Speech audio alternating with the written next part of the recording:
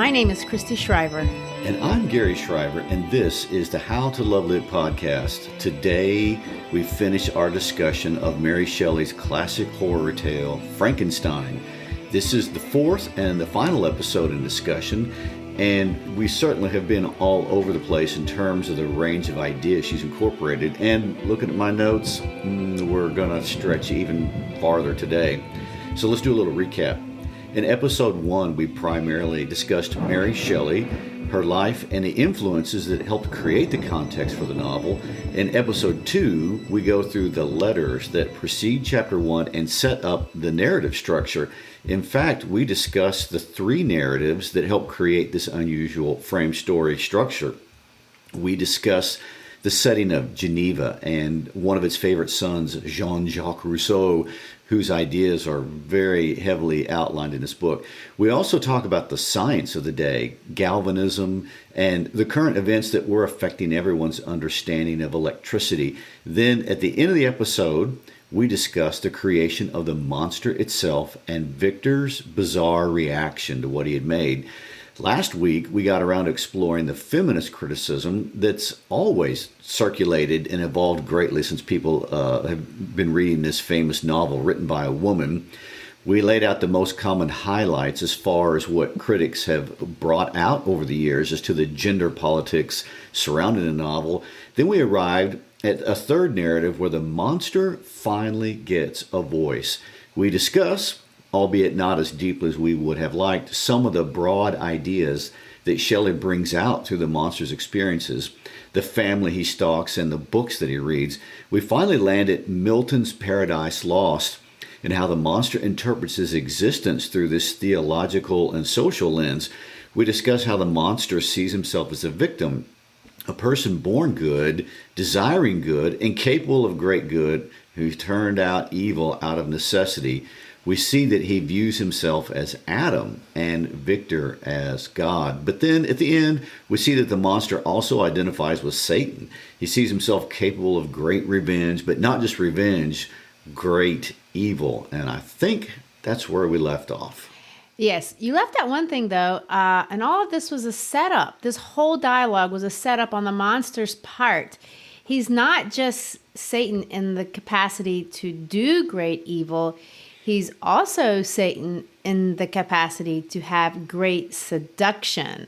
This entire monologue serves only one purpose. He wants something. He wants sympathy, but more than that, he wants something specific, and he's willing to promise all sorts of things to get exactly what he wants. Oh, yes, he does. And the thing is, he wants Victor to make him a female monster, a companion. Yes, and it's here in chapter 17, that's where we're starting today, where we are faced with this Rousseau question again as to the nature of man.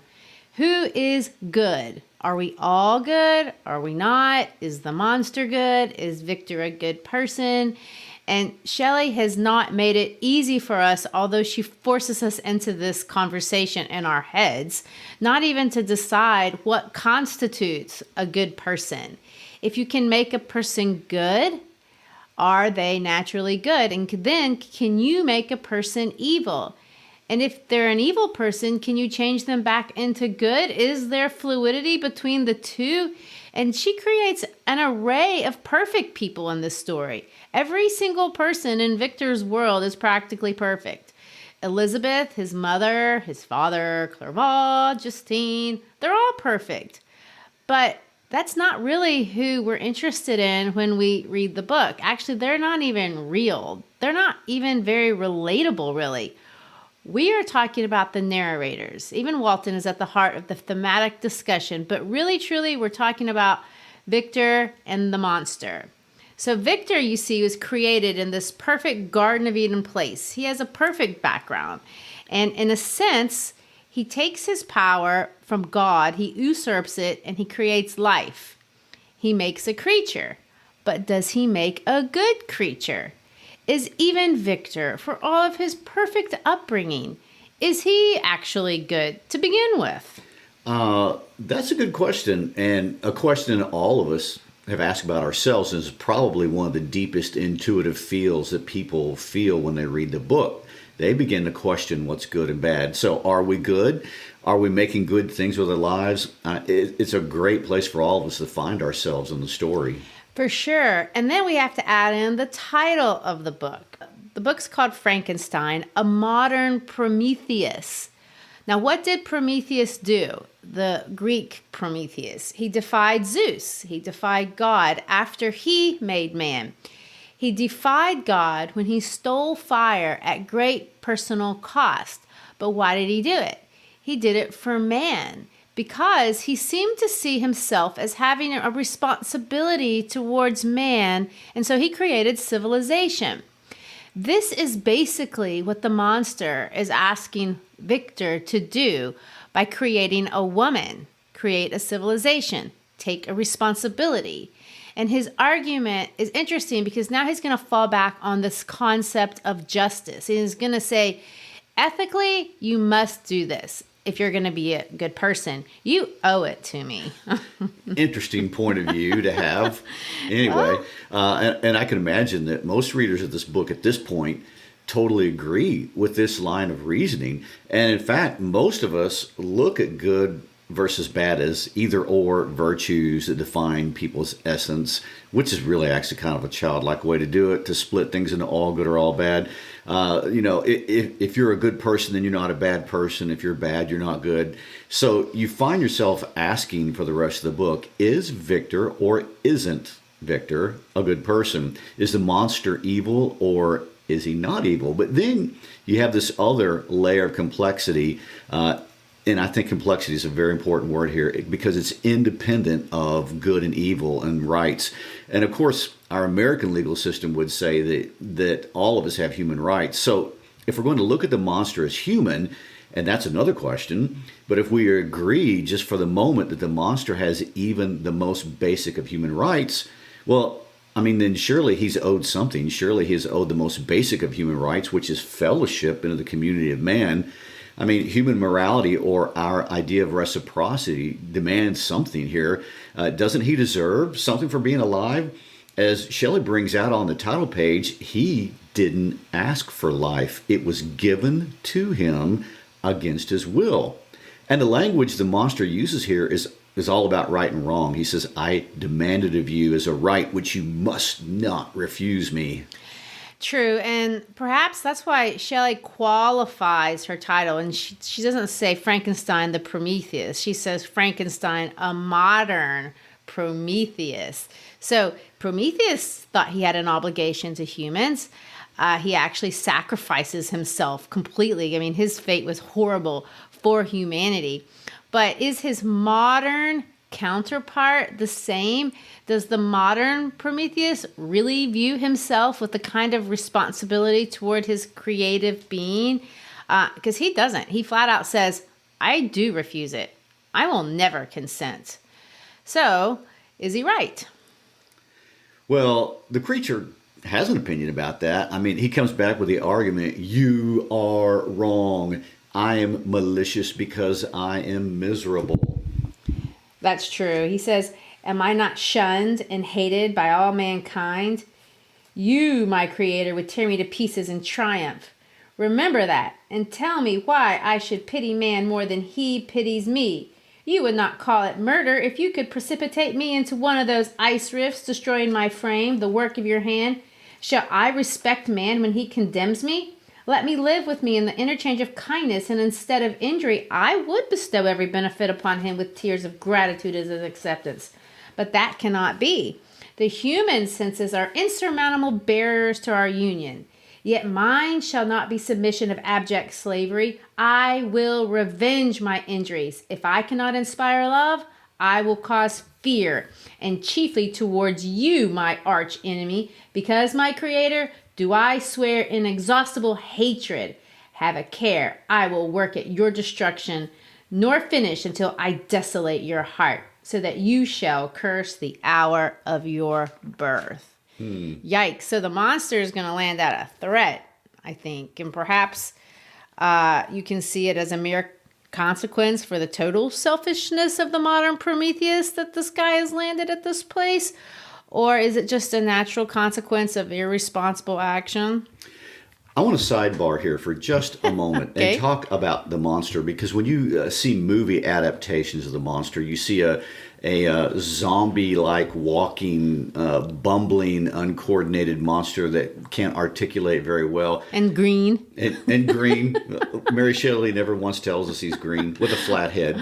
Okay? But the monster in Mary Shelley's work is incredibly articulate. Look at this argument to make. And not only that, the monster's athletic, we're going to find out. The monster's supple and strong and way more coordinated than Victor is. So anyway, I would just wanted to draw that contrast between the old, what Mary Shelley wanted and what actually shows up in the movies, because we're getting into a really deep discussion about the nature of man with this very sophisticated mind. Yeah, I don't know why. Maybe we just prefer simplifying it so we can put it on a screen and make the difference more evident. Or maybe we just don't feel comfortable with such an eloquent monster. I don't know. That's a good, interesting. It's the idea also that when you go to a movie, a lot of people would get lost in a Rousseau-like discussion on the nature of Your man. head would spin and you would leave. Right. It's easier, more entertaining just to see the monster do crazy stuff. So, here's what I find fascinating is that irresponsibility really was Victor Frankenstein's hallmark from the beginning of this entire project. And if you were to pay attention to the details of when he created the monster, the text says that he created him to be so big because he found it too tedious to make things small. I mean, it was extra work to worry about the details, which of course obviously it is. I mean, it was slowing down the process, and he wanted to hurry up and make us human, so he gave the fun part of giving it life. That's really not being responsible for life, or at least thinking about what you're doing. And here, after Frankenstein hears the entire tale, he considers the reasonableness of this argument, and he says, I felt that there was some justice in it. But then later on, he looks at him and he says, but when I looked upon him, I saw the filthy mass that moved and talked, and my heart sickened, and my feelings were altered to those of horror and hatred. I tried to stifle these sensations. I thought that as I could not sympathize with him, I had no right to withhold him the small portion of happiness which was yet in my power to bestow. So he agrees to the request, but he does not sympathize. There's not a shred of compassion, and the reader is left with another question. How is this possible? How can you not have feelings when this creature that you made, who goes around not even killing animals, he's a vegetarian, for goodness sake, tells you that all he wants is to not be alone? I mean, who's the monster in that situation? Who's good and who's evil? It's a good question, because if he was really sad about it when he made it, he could have just lopped it on the head and killed it. But he lets it get up and he lets it go about, and you land at this very confusing place. And Shelley is never going to let you kind of find your feet on this issue, not even to the end of the book. And it's not possible. I don't know why it's not possible, but it's not possible to kind of go back and forth on what we want to see. Is this monster good? I mean, because he does kind of do a few good things. I mean, he saves a person, he helps a family. But then all of a sudden you're forced to vacillate to the very opposite position, because it's obviously evil to kill people, especially innocent people. So why does he want to kill people? Well, you can say, well, he wants to kill people because Victor hurt him first.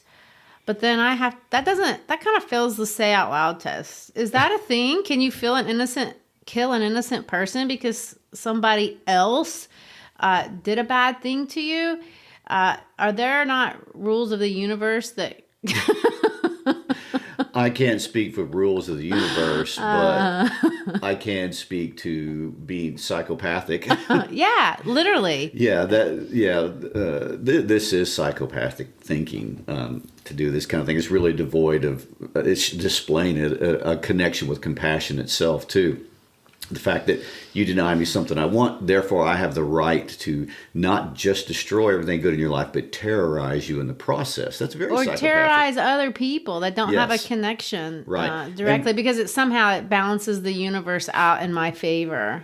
Right, and we discussed this in the last episode about choices, and these just happen to be the choices that the monster makes, and they're contrasted with the choices that Victor makes. And so I want to say that not everyone in the world becomes evil because they're mistreated, by the way. I'd say not even the majority. There are lots of people that have experienced extreme suffering and did not turn into a monster. Thank goodness. Yeah, not even in this story is that true. I mean, Mary Shelley cleverly makes Justine, the monster's second victim, a victim herself of abuse by her own mother, and she doesn't choose evil. No, actually, she chooses to go quite the opposite way. But let's just say, just for argument's sake, that you do excuse the monster, and you're going to say, okay, it's not his fault for him killing the brother and setting up Justine, and it's all Victor's fault. So if you land there and say, no, we're going to excuse all this behavior from the monster because he didn't mean to be evil, he was made to be evil, so that makes Victor evil, right? Well, let me say this. We're belaboring this conversation at this point because the monster's dialogue is very seductive, like you point out earlier, and many readers will walk away being very sympathetic. But by the end of chapter 17, Victor is in utter despair. He weeps and he has suicidal thoughts. He apparently walks all the way down the glacier back to Geneva and into his dad's house looking like a crazy person, but still he never tells a soul what is happening. Well, and that actually is some of the final big ideas that I think we haven't talked about yet, but, well, not much, but that are really overshadowing the whole book, even from the very beginning. This idea of remorse, secrecy, isolation, and the relationship between these three things. And that's what you see kind of going on here. Why is he so sad? Is that remorse? Is it shame? Why won't he tell his family? Well, what is the result of him isolating himself further? And he does. You would think he couldn't get more isolated, but he is going to isolate himself further and further away from the people that obviously love him. Right, and I'd like to point out that obviously what the monster is displaying right here is an extroverted personality. I want to be connected with another person. Introverts feel that a little less intensely than extroverts do, so I think it's interesting. He gave him that driving desire to be connected with another person. So, but I want to say a couple things about isolation and about loneliness. Solitary confinement is one of the most cruel punishments out there. I mean, the psychological effects are immense. It can create anxiety and panic attacks and levels of paranoia. And interestingly enough, isolation can also bring on hallucinations because, a lack of outside stimuli causes people to misattribute these internal thoughts and feelings as occurring in the outer environment. So, your own mind will start to go to war with you under intense isolation. Well, Shelley makes a huge point. I really think might even be the only point on the next chapter to highlight this isolation that's going to develop inside of Victor. Because instead of marrying Elizabeth and going to a place where he can have human intimacy, he's going to actually do the exact opposite thing. He runs, and he's going to run to England. Obviously, this isn't probably healthy. His dad recognizes this and kind of recruits Clerval to go with him. But by doing that, what we get to see are these two guys side by side. One is kind of aware well of himself. He's a functioning human being. And the other person is isolating himself the whole time. So Clerval, the perfect counterpart, he's always happy. He gets out by himself. He's in nature, but he can soak it in. He's alone a lot of times, but he's not sad or lonely. He drinks in the beautiful landscapes of England. He makes friends everywhere. He adores everything. He's so happy and he loves everyone. Victor, not so much. He actually says, company was irksome to me. And he just begins to hate people and the presence of other people. And he visits these beautiful places, and Clerval soaks it up. And all he does is start to worry about, I haven't made the monster yet. What's going to happen? It's been a long time since we had our mountain chat. And so it gets to be to the point where he ditches Clerval completely.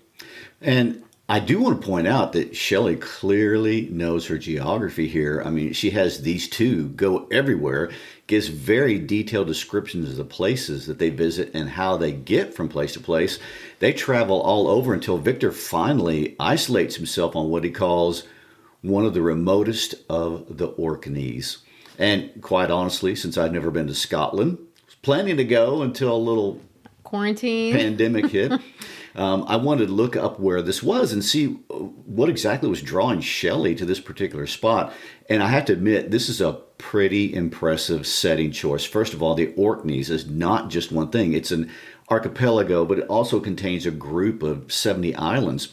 And of those, only 20 are inhabited. The largest, called the mainland, is a little over 200 square miles. And it's off the northernmost coast of Scotland. You can't go any farther north. And today, if you look at pictures, it's absolutely stunning. I mean, it's full of cliffs and rock features. And honestly, it's a honeymoon destination, which apparently has a lot of incredibly good fresh food, but not during Victor and Frankenstein's day. No, maybe it wasn't the tourist destination in the 1700s, at least not the part that he's at. But there are things about this that kind of remind me of things that you definitely would want to have in a gothic horror scary story. It's cold, it's windy, there's lots of waves and fog and rain. Classic scary horror tale stuff, especially if you have to make a monster. But more important than that, and I think this, more than she wanted to make a place scary, Shelley has done something really interesting here, and she's kind of symbolically showing all of us what isolation looks like. Because here he's not just emotionally isolated, he's literally, physically, on his own initiative, isolated by himself. He runs away to this extreme place. Like, he can't even find a place to get any farther, except, of course, later on he does. But anyway, this place is challenging for his physical sense, but he's alone. Well, he thinks he's alone, but he's alone. We know. He's not alone in a creepy way. No, the monster's there. And this is where this idea, I think, monster is secret, really kind of takes on this vivid image that a lot of us can relate to. The monster is his secret, and you can run, but your secret follows you, and it's hideous and it's horrible. It is. And Victor, keeping it a secret, is connected to shame, which is an interesting concept right here. But anyway, I think that everybody can relate to this, and we can understand how he feels. And again, I know I keep saying this, but this is what impresses me so much with Mary Shelley. How does she write all this and know it at the age of 18? I mean, psychologists can tell us that we understand the world through stories and narratives. It's how we orient ourselves and are able to kind of sort out our decisions. We think it's by deductive reasoning or lining up pros and cons and being rational, but a lot of times it's not. We really see the world as a story. So let's just look at this book as a way of kind of fleshing this idea out. One way to see what I'm talking about is looking at this book as a framework to understanding addiction, which I know many people have done, and critics have written extensively about this.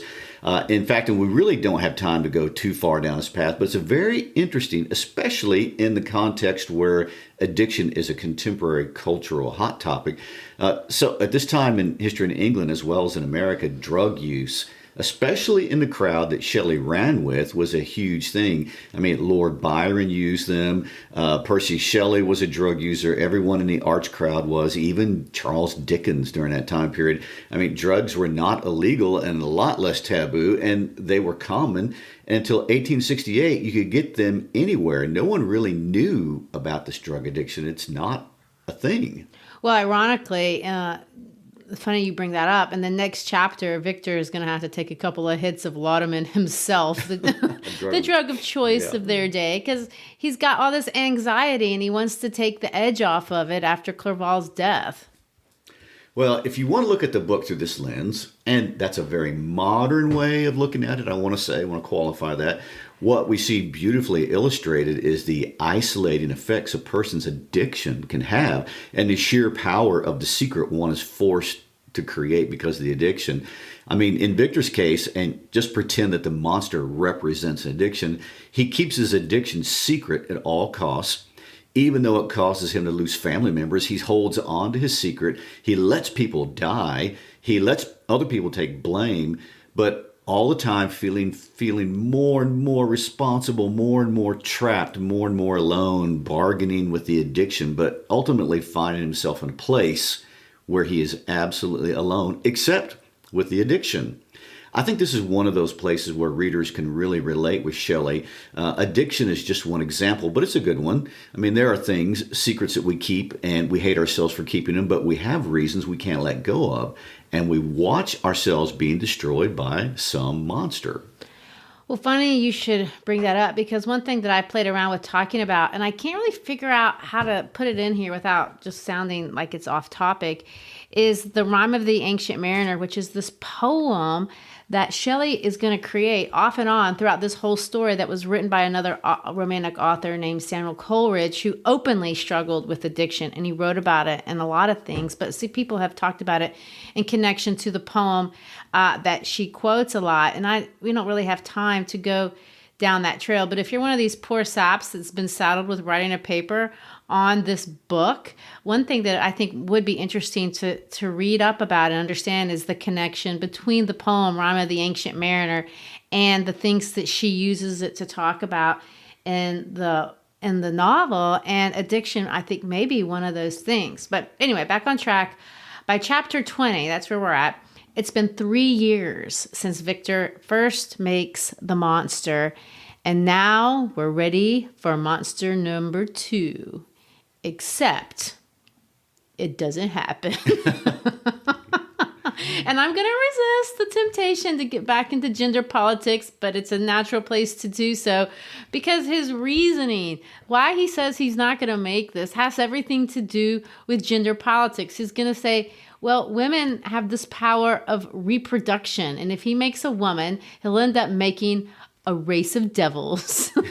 Well, if we were to remove the gender politics, I mean, isn't this still a fair assumption? He is a scientist. He does understand reproduction, don't you think? Yes, sure enough. But it's about time he started thinking about the ramifications of his actions, something that hasn't occurred to him over the last 3 years.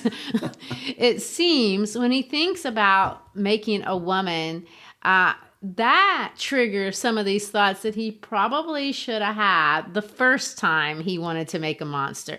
The monster promised to be good, but then he thinks in the context of the woman, well, what if the woman doesn't want to be good? She has free will. Who is going to her? And he goes down this road, and it's a slippery slope until he finally lands at this place. And he said, I could be responsible for the ends of the human race. So he will feel guilty about that, but not about the death of his loved ones. Well, I mean, the end of the race is a bad thing. You don't want to be responsible for that. But anyway, he looks at it, and he looks up from that monster that he's creating, and then he sees the living one looking at him, grinning. And what it says frightens him more than looking at the monster grinning is in his face he sees malice and treachery. And when he looks at that monster with this expression in his face, he makes a decision. It's an emotional decision, but it is a definitive one. And he tears up the girl right before the monster's eyes. And that is not well received. No, it's not received well at all. First of all, there's a lot of howling. But then we come back to this intellectual tangle that the monster is going to get into. And it's kind of some of the more famous phrases that we know in the story. A lot of people have heard these lines, even out of context of the book. You want to read them? Sure. You can blast my other passions, but revenge remains. Revenge, henceforth, dearer than light or food. I may die, but first you, my tyrant and tormentor, shall curse the sun that gazes on your misery. Beware, for I am fearless and therefore powerful. I will watch with the wiliness of a snake that I may sting with its venom. Man, you shall repent of the injuries you inflict. And then finally, he ends with these foreboding lines. It is well I go, but remember, I shall be with you on your wedding night. Dun, dun, dun, dun. A little invasive. Well, every smart reader who reads these lines, the first thing you're going to do is imagine various scenarios of what could he possibly mean. But Victor, being Victor, only has one interpretation in mind. And he says this: in that hour, I should die, and that once satisfy and extinguish his malice. The prospect did not move me to fear.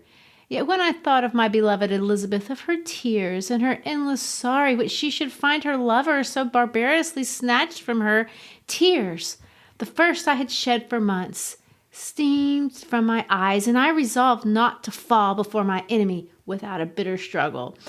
And this just cracks me up because it's so typical Victor. He's not afraid for his life, but she would lose him. And to lose him, if he thinks about what it would feel like to lose him, he's moved to tears.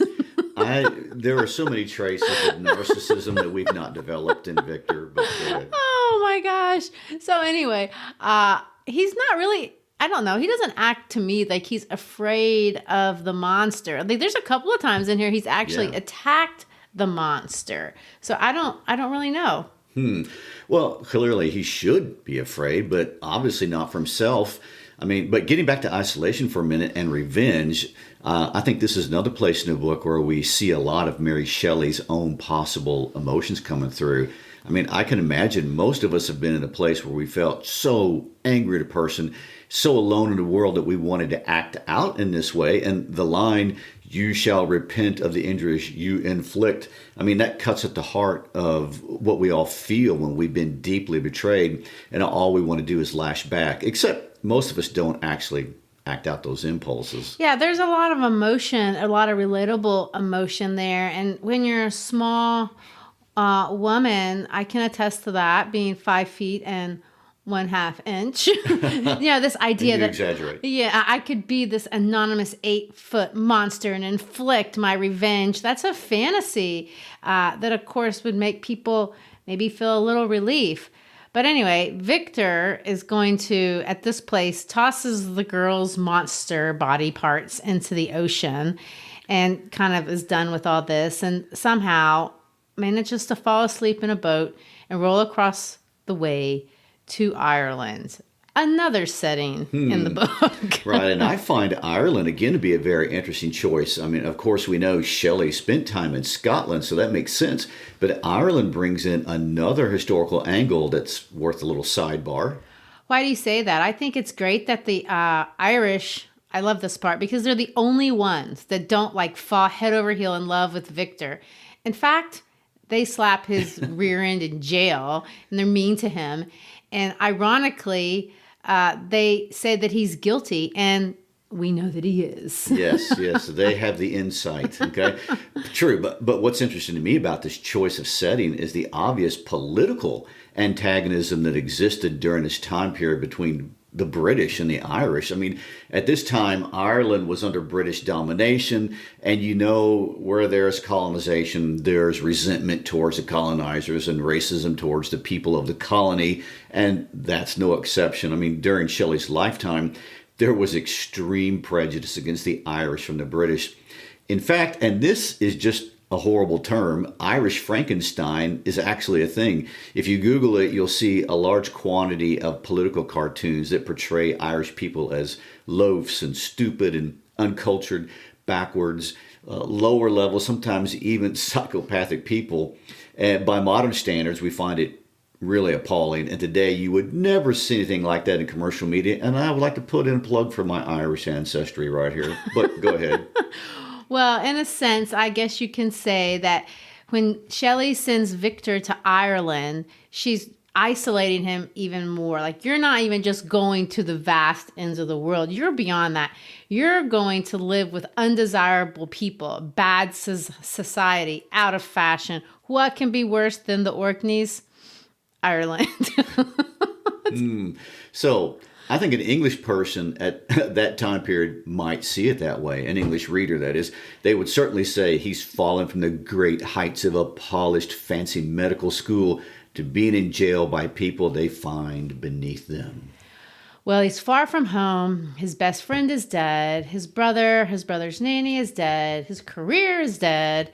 And this is the first time we really see Victor, because he's in jail, he's exposed to any consequences of an outside nature. I know he's had all this internal suffering, but Right. an actual consequence, showing that sooner or later, you cannot run from the consequences of a lie. And he is completely living a lie. And this is, of course, where we see in the book, Leaving Ireland, that he gets into the drugs. He can't get to sleep. So it's an unnatural reality. So what is he going to do? He's going to take a double portion of laudanum because he needs to get away, and he can't get away physically. So he's going to try to get away in his mind. But instead of drug-induced sleep, he gets a drug-induced nightmare where the monster is strangling him. That's kind of, now we're in chapter 22. Victor's father and he are traveling back on their way to Geneva, and we're going to catch them as they hit through Paris. And I like this place in the book because, again, we get to hear a different voice. We get to hear the voice of Elizabeth through a letter where she basically confronts Victor for his lack of romantic interest in her, which I kind of think has stood out from the very beginning. There's not a lot of romantic dialogue coming from his part. Yeah. Basically, she says, I understand you can say what you want. I think you might have another love interest. That's fine. Just let me know. And it's really a sweet, truly loving letter because she does want what's best for them, for him, not even just for her, but for him. And although she feels zero reciprocity, he gives nothing back to her, she continues to give with him, to him. So as with all of his relationships, actually, he does this kind of stuff. He takes, but he doesn't give back. And it's going on far beyond what she should obviously accept. And it's her decision to stick with him. And we're going to see that there's a consequence to that. Of course, there are obvious social reasons, and Shelley makes sure to make those obvious for Elizabeth's choice here. And I think even an 18th century reader would see the irony inherent in this letter. There's no way not to be entirely sympathetic for Elizabeth at this point because, even Victor's father finds him deranged. And here, if we look at the two main characters, we have to ask ourselves, the monster is obviously bad because he hurts people, but Victor hurts people even if it is covert and less obvious. So the question is, are they more similar than they would initially appear? Well, that is the question. And what happens next in this book absolutely highlights and heightens that question because they're going to return to Geneva. Victor and Elizabeth marry, although he does express the fact that he notices she's lost a lot of her beauty since he last saw her smug. But they marry. He marries her in spite of her lack of beauty. And he promises this. He says, I'll tell you my secret the day after our wedding. And so then they take off across the lake and we're back into Gotham world. It's dark. Of course, it's going to rain. They get to this spooky spot. And when they get there, Victor leaves Elizabeth alone, presumably to walk up and down the house looking for the monster. But at this point in the book, I don't even know if I believe that. I find myself trusting him less and less. But regardless, he's out there walking around, and then he hears a shrill and dreadful scream. That's the words in the book, a shrill and dreadful scream. And of course, we know, he knows, she's dead. And if you look, there's the grasp of the monster on her neck.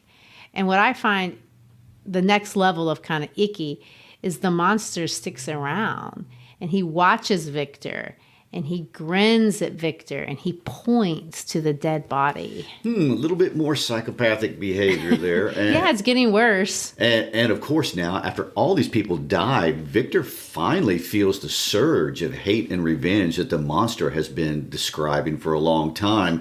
We see Victor speak of revenge, and we see Victor finally take some initiative. He goes to the magistrate and wants to hunt the monster down. That is something we haven't seen at all regarding any of the other deaths in the book.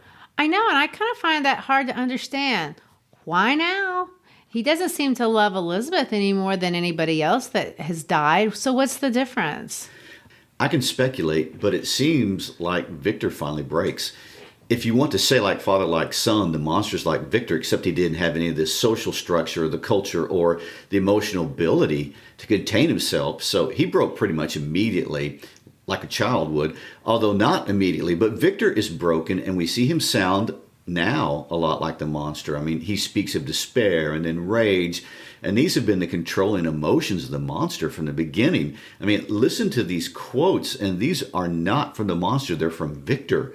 Let the cursed and hellish monster drink deep of agony. Let him feel the despair that now torments me. Well, it's the end of the novel, and these two are alone in the world. Victor's father dies of heartbreak when he finds out about Elizabeth, and Victor does what Victor does. He leaves again. He leaves his only surviving brother to go follow his obsession, and he's going to venture out and pursue the monster for months. And of course, in terms of if this was physically possible, it gets a bit unbelievable, but we're not going to hold anybody to that. Anyway, they're going to end up with their dog sleds. And this is where we started with the book. They're up in the North Pole, and we're back to Walton writing about this to his sister. And it's kind of a strange dynamic because we feel ourselves being reminded that this is a letter within a letter and that we've been kind of pushed out of the story. We're pushed away from the action. And when this happens, what Shelley does is she kind of frees us up to look at these two characters a little more objectively. I think you're not in the story so much with them, and we can kind of see, I can kind of see that these two characters running around the North Pole are kind of very similar, even if one is a serial killer. and like Walton, we can ask ourselves, how close am I to making a monster out of what I'm doing? Or how close am I making myself into a monster?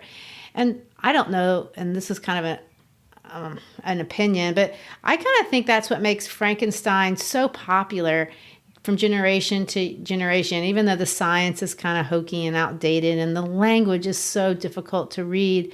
But Shelley has kind of shown us that perhaps, there isn't such a big difference between a good person and a bad person. Like she's been playing around in our minds throughout this entire book. And she asks us to ask ourselves, are you capable of good? Yes. Are you capable of evil? Yes. Are you capable of making somebody else evil?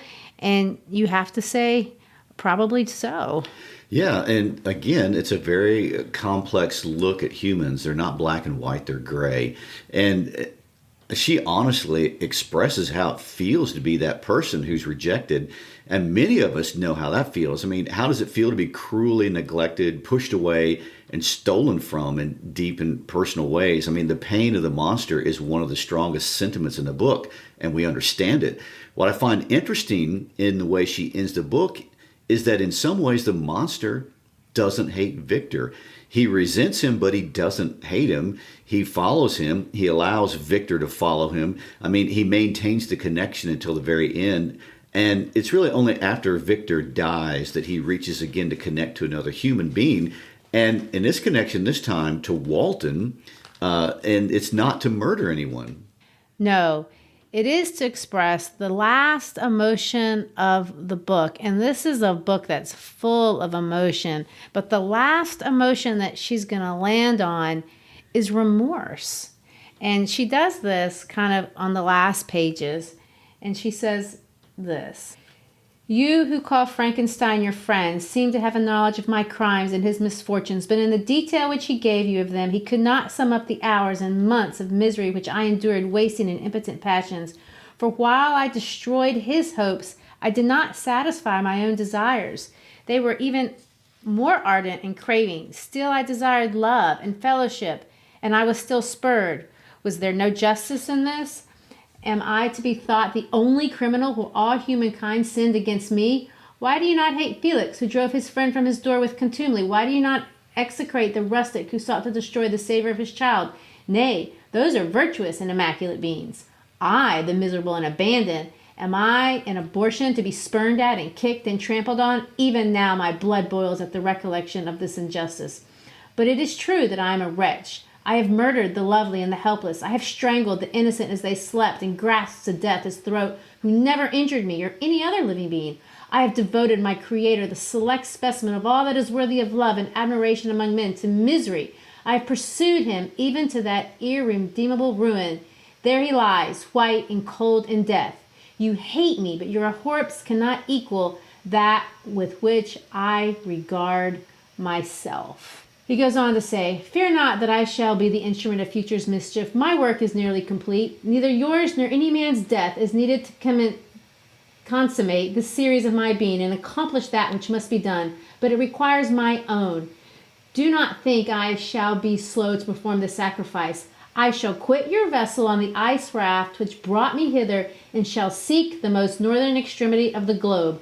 I shall collect my funeral pile and consume to ashes this miserable frame, that it remains may afford no light to any curious or unhallowed wretch who would create such another as I have been. I shall die. And he goes on to say, I should have wept to die. Now it is my only consolation. Polluted by crimes and torn by the bitterness, remorse, where can I find rest but in death? The monster does express remorse over what he has done. And we just read he wants to kill himself. And then, of course, at the end of the book, what does he do?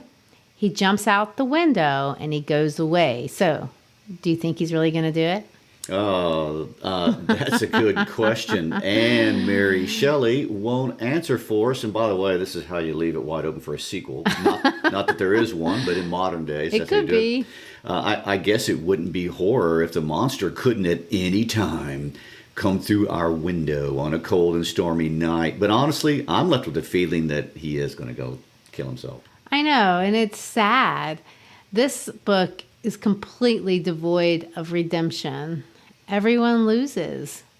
Well, maybe not Walton.